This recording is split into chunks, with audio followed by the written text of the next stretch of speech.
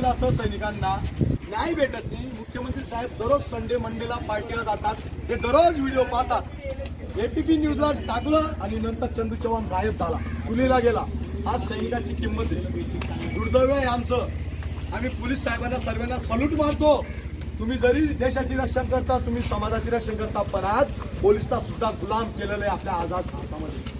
हे दुःख आहे। ते 8 तास ड्युटी करतात, त्यांच्यावर लोड येतो, जेव्हा आमदार खासदार येतो ना, लोड येतो त्यांच्यावर। हे त्यांचं सुद्धा दुःख आम्ही मांडतोय। आमचं जो दुःख आहे, जो आमचा परिवार तो उद्ध्वस्त आहेच, पण आमचं समाज आणि आमचा देशाचं पूर्ण उद्ध्वस्त केलं गेलेलं आहे। आज बघा तुम्ही, आता निवेदन द्या म्हणे, घेऊन जातो। आता आम्हाला घेऊन जा, इथं मैदानामध्ये जसं गेट खुलेल तिथं जर मध्ये एंट्री मारली तर आम्हाला 5 वाजेला निघू देणार नाही आणि 5 वाजेनंतर आम्हाला म्हणतील उठा रे। हा प्रकार आहे, हा आपण ओपन जेल आहे। ओपन जेल बनवलंय। यांनी का बनवलंय? कोणी सरकार विरुद्ध बोलायला नाही पाहिजे। अरे ते गार्डन बनवलंय का तुम्ही? काय जेल बनवलंय? काही खाना बनवलेला आहे तो। म्हणून हा न्याय मागतोय आम्ही गुलाम मैदानला आझाद करायला निघालोय। आणि जर हे गुलाम मैदानला आझाद करत असतात, मी प्रत्येकाला सांगतो, आज मी पाकिस्तानचा झेंडा आणि इंडियाचा झेंडा घेऊन मी मंत्रालय समोर जाणार होतो की सांगा आम्ही कोणत्या देशाचे सैनिक आहेत, कारण की आमचं हे दुःख आहे, आमचं सैनिकाचं दुःख आहे। मंगल पांडेंनी उठवला होता, मंगल पांडेंनी उठवला होता। आज सैनिक शोषणसाठी उठवतोय। हे शोषण थांबायला पाहिजे। अरे आझादी फुकटणी मध्ये भेटत। सुभाषचंद्र बोसने सांगितलं होतं, हे सर्वजण पाहता इतिहास, यांनी सुभाषचंद्र बोसने बोललो होतं, तुम मुझे खून दो मैं आझादी दूंगा। आता मी जनतेला सांगतो, तुम्ही सैनिकांजवळ सत्ता द्या, हे पूर्ण बाहेर साईडला करा। आपले कुलभूषण जाधव 2 दिवसात येतील वापस, ही गॅरंटी देतो। त्यांचं सुसाईड करून देऊ आम्ही। सैनिकांना सत्ता द्या, सैनिक सांभाळतील देशाला, यांच्यामध्ये ताकद नाही तर का असं करतायत तुम्ही? अरे सैनिक देशाचं रक्षण करतो, त्याचं शोषण थांबवू शकत नाही तुम्ही? रक्षा मंत्री महोदय, तुम्ही बी खूप बोलता आणि नॅशनल सिक्युरिटी तेव्हा लीक होते सिक्युरिटीच्या नावाने, पण जेव्हा एखादी ठाण्याचा रिपोर्ट करत असेल, शोषणचा रिपोर्ट करत असेल, तर ते सिक्युरिटीच्या नावाने त्याला पोटावर लात मारता आणि डिसिप्लिनच्या नावाने तुम्ही धक्का मारता त्याला। आणि तुम्ही युवानामध्ये जाता, तिथं नारळ फोडता, नॅशनल सिक्युरिटी लीक करता, तमाम फोटो काढता मेजर जनरल सोबत। हा, तेव्हा तुमची सिक्युरिटी लीक होत नाही। पण एखादी सैनिक जर सांगत असेल पारदर्शकता पाहिजे, व्हिडिओ ऑडिओग्राफी व्हायला पाहिजे पनिशमेंट देताना, तेव्हा तुमची सिक्युरिटी लीक होतोय। हा वा रे वा, किती मस्त प्रकार आहे हा। बघा हे गुलाम मैदान, हे गेट खोललेलं आहे, इथं मंडप लावा यांना। आता आमच्याकडे एवढे परमिशन मागतील, एवढं निवेदन मागतील की परेशान होऊन जाईल। मी निवेदन देऊन थकलोय। माझ्या पत्नीला, माझ्या 2 वर्षाच्या बाळाला इथून घेऊन गेले ते ओढून सर। हे दुर्दैव आहे आमचं। आज भावेश्वर आमच्या मागे आलेले आहेत, कमसे कम आमच्याजवळ मोबाईल पकडायला बी कोण नाही, पण भावेश्वर स्वतः व्हिडिओ बनवत आहेत। हे आमचं दुःख आहे। आमच्या मागे काही कोणी आमदार खासदार नाही आहे, पण आम्ही आज दुर्दैवासारखं इथं निघतोय, झटतोय, मरतोय। पण सैनिकांना एकच, पूर्ण देशाला एकच आव्हान करतो, सैनिक पूर्ण देशाचं रक्षण करतो। त्यांचा खून निघतोय बसून नाही, आम्हाला काय नाही, आम्हाला निवेदन द्या, आम्हाला भुका लागल्यात, आम्हाला तोंडावरून घास काढला गेला, रस्त्यावरून गडा सुकलाय, कंठ दाटून गेला इथं।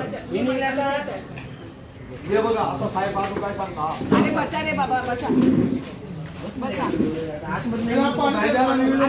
बसू शकतो, आतमध्ये नेत नाही तुला, गुलाम मैदानात नेत नाही। इथं आजारी आहे ना। अरे दादा गुलाम मैदान आडवं करतात। अरे नावच ठेवून द्या ना त्याला, सर्व भारतामध्ये मैदान गुलाम मैदान नावच ठेवून द्या ना त्याला। आझाद मैदान नाव बॅनर लावून द्या, गुलाम मैदान असं लावून द्या बॅनर। आरोड्या मारतायत तिथं, आरोड्या मार कोण आहे तिथं? रडतायत आरोड्या मारतात, तुमचं स्पीकर आहे, आपल्याला काही नाही। काय अपेक्षित काय आहे? आमच्या सैनिकांना मॅडम काय विचारतात, मला अपेक्षित काय सांगा? आम्हाला अपेक्षित मुख्यमंत्री साहेबांनी भेट द्या। अरे मग तेच तर, मग बस की बाबा, खाली बस की। त्याचं निवेदन घेत का?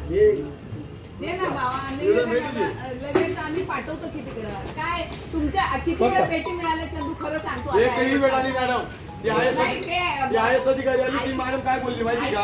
ऐक तरी, मुख्यमंत्र्यांची एक पाणी मान्य आहे मला, पण इतर वेळा किती ठिकाणी तुला भेटीला कोण तू पाणी घे?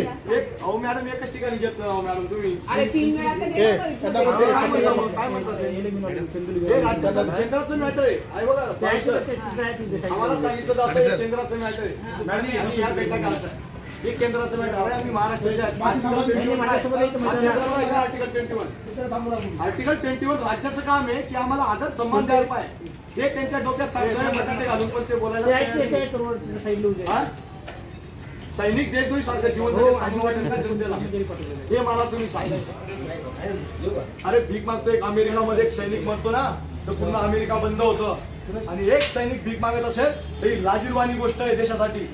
आणि इथं 3-3, 10-10, 20-20 सैनिक निघतात रस्त्यावर. 2 लाखाच्या सैनिकांचा विषय, 15 लाख देशाच्या सैनिकांचा विषय, त्यांचा परिवार उद्ध्वस्त केला गेला आहे. हे दुःख आहे आमचं. आणि आपल्या देशात सैनिक सुरक्षित नाही तर देश सुरक्षित नाही.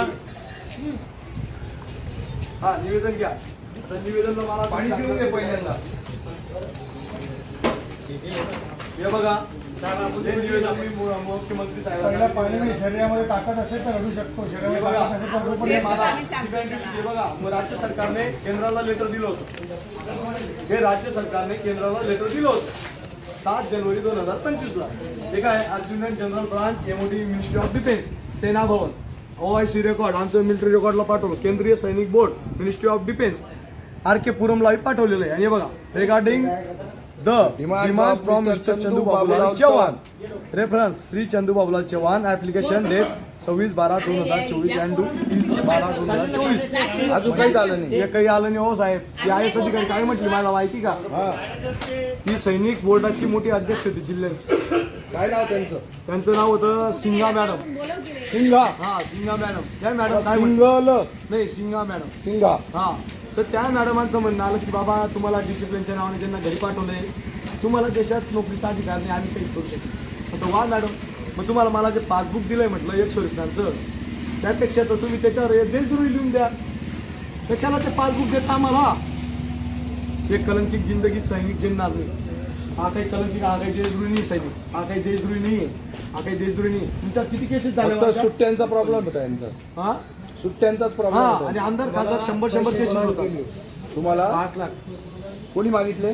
ॲडम ऑफिसर जो अधिकारी तो पैसा मागतो. अधिकारी असतात काय नाव त्यांचं? त्यांची ऑर्डर यांच्याकडे आणि खालचे जे बाबूजी असतात ना ड्युटी क्लर्क असतात तो त्यांच्या हाताखाली काम करतो. ते आणि त्यांचे काय असा गुन्हा केला होता म्हणून 5 लाख मागितले? अहो नोकरी लागला होता. नोकरी मी लागलो होतो. मी नोकरी लागलो होतो रिक्रुटमेंटचा शेवटी त्या हिशोबाने त्यातले ते बोलले की वॅकन्सी कॅन्सल होणार आहे.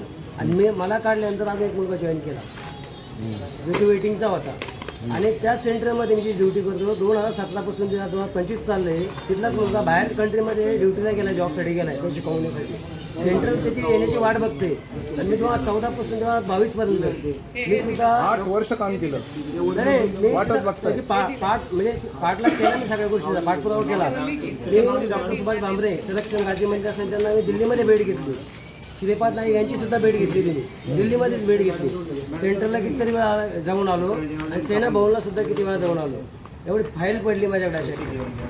पण अपॉइंटमेंट मिळालीच नाही. अजून सुद्धा एक दिवसही नोकरी नाही झाली. नाही झाली ड्युटी झाली 14 दिवस. फक्त 14 दिवस आणि नंतर काढून टाकलं. नंतर काढून टाकलं. पैशाची फक्त डिमांड पुरी करू नाही शकलो. करप्शन आतमध्ये पण चाललंय ना. येस. सेनेतल्या करप्शन बद्दल तुम्ही आणि बोलताय. बाकीच्या समस्यांनी सांगितले सर, खूप मोठे मोठे. आपण मिलिटरीवर प्रेम करतो. मिलिटरी आपला एक श्वास आहे. आणि जर मिलिटरी सुरक्षित नसणार देश सुरक्षित नसणार. म्हणून जेव्हा मिलिटरीमध्ये अधिकारी चुकीच्या पद्धतीने घरी पाठवतात, जेव्हा आम्ही बोलतो की तुम्ही करप्शन करतायत, घोटाळे करतायत, फक्त डिसिप्लिनच्या नावाने जवानांना देशद्रोहीसारखं वागणूक दिलं, घरी पाठवलं. अरे सत्य बोललेली हा देशात अपराध असेल तर अधिकारी जर भ्रष्ट झाले तर देश सुरक्षित आहे का? आतंकवाद्यांना सुद्धा हे म्हणजे स्वतः जो माणूस आता तुम्ही सांगा मला हे मेजर जनरल एवढे बसलेले राहतात, डिबेटला बसते राहतात नॅशनल टेलिव्हिजनमध्ये. हे मोठमोठ्या गोष्टी बोलतात पण यांचेच मुलं विदेशामध्ये शिकायला जातात. जनरल साहेब हे सांगता मोठं देशभक्तीची गीतं गातात आणि यांचेच मुलं देशभक्तीला तिथं विदेशामध्ये जातात. हा प्रकार आहे. सैनिकची अवकात एक शून्य आहे. सैनिक हा गुलाम आहे आणि या गुलाम सैनिकाला आझाद बनवण्यासाठी 5 मागण्या केलेल्या आहेत पारदर्शकासाठी की ताकी या जवानाचं शोषण थांबलं तर सैनिक पटकन 5 मागण्या सांगून द्या.